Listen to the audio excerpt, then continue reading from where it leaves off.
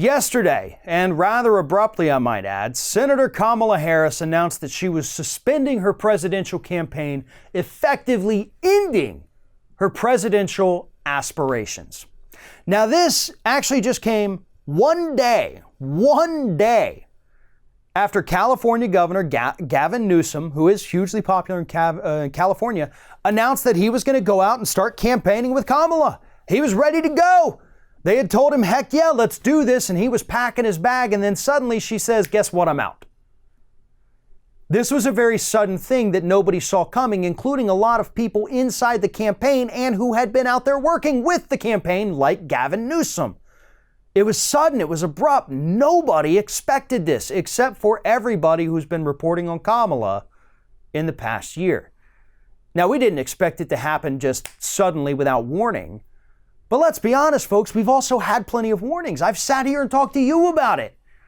Her campaign just less than a month ago started purging staff across the country, leaving only a few people in Iowa and even fewer in New Hampshire and South Carolina. She had to cut the budgets. She had to cut the salaries. She had to cut the contractors.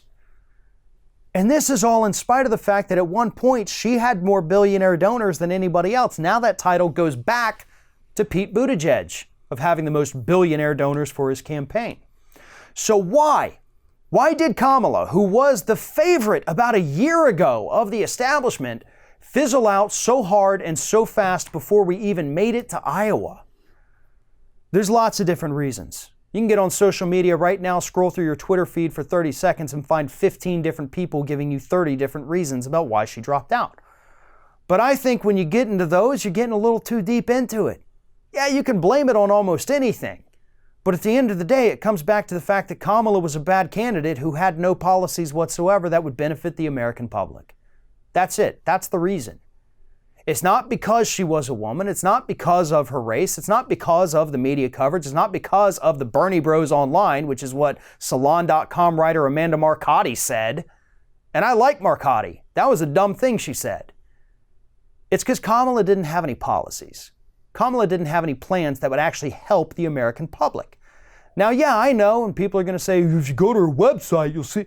Not my job. That's not my job. And I have, by the way. And yeah, I know she has them. It's her job.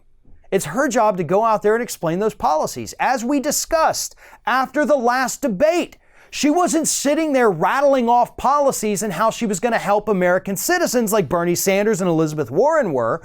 Kamala sat there and told us how she's going to take on Donald Trump. It's coming for you. Here it comes. I'm the best suited to take on Trump. Trump's a criminal, and I was a prosecutor. Cool. That's not a policy. That's just a stupid talking point that you repeated ad nauseum during every single debate that you appeared in. As a candidate for President of the United States, you sucked. As a prosecutor in California, you also were pretty bad. I mean, you sit here bragging about your record of, I was a prosecutor. Really? Then why is Steve Mnuchin Secretary of the Treasury instead of sitting in a jail cell? That was your jurisdiction. You let him go.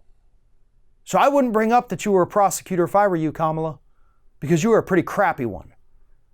But not as crappy as you were at running for president because you didn't offer people a single thing to get excited about. You had your debt-free college plan that you had to meet so many different odd criteria. I mean, I did the math on it on one segment when she first came out with it. I can't remember what the end number was right now. But it would have affected and applied to such a small portion of American citizens as to be absolutely worthless. Because only some people, if you did this, that, and the other thing, could apply for a partial debt-free college. Up to a tiny little amount of money that might cover a semester. So that was a bad plan. But hey, at least it was a plan. The rest of your plans are a mystery to everybody who doesn't want to spend 3 hours clicking around your website. But that's what you're making them do. And that is the biggest reason why you failed. Thanks for watching, everybody. And don't forget, if you like what you see here, like, comment, share, and subscribe to our channel. And now you can also become a member of Ring of Fire and get exclusive early access to certain Ring of Fire videos all throughout the week. Just click on the little join button right below the video.